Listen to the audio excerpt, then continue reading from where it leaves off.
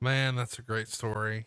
And I'm hoping we can follow it up with another great story here. You and I have never talked about this, but it became very famous when it was written in a book a few years ago, and people have started to whisper about it. But now we get to ask the man himself about it. Dustin King writes in, I recently heard a story where you slapped Disco Inferno. What happened? Yeah, yeah, I did. And it was possibly the wrong thing to do, being the job that I had. But that aside, man to man, absolutely not. It was the right thing to do. So we had worked some shows and we had a private plane and we were flying back to Florida. We landed, I want to say, in Orlando. And it was one of those things that we didn't get in till early in the morning. So I see that Disco is just in one of those goofy moods and he's riding Hugh Morris. Yeah, your daughters like me more than they do you, Hugh.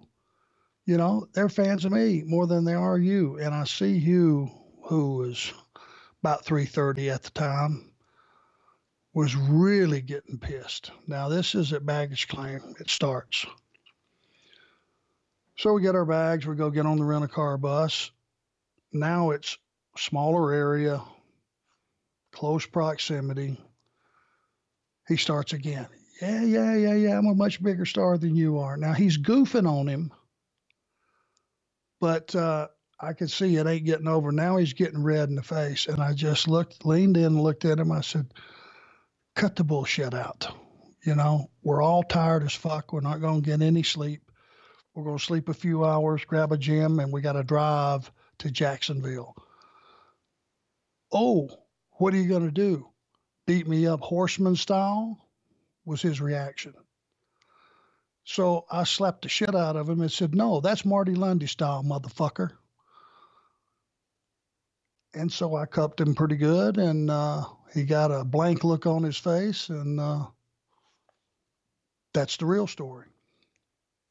And He shut up.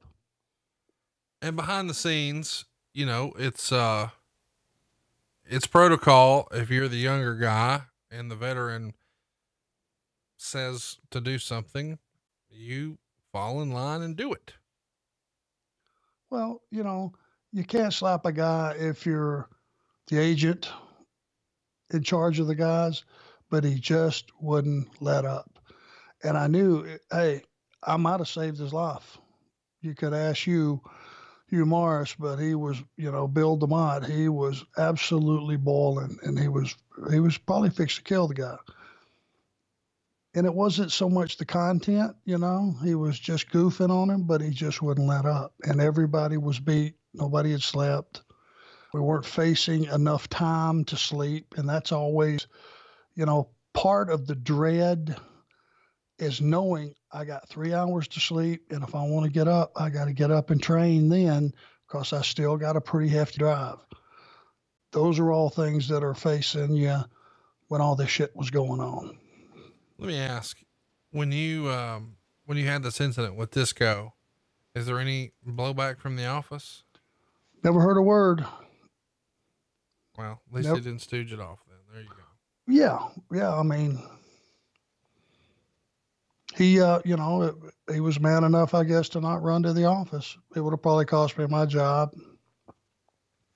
David Gordon writes,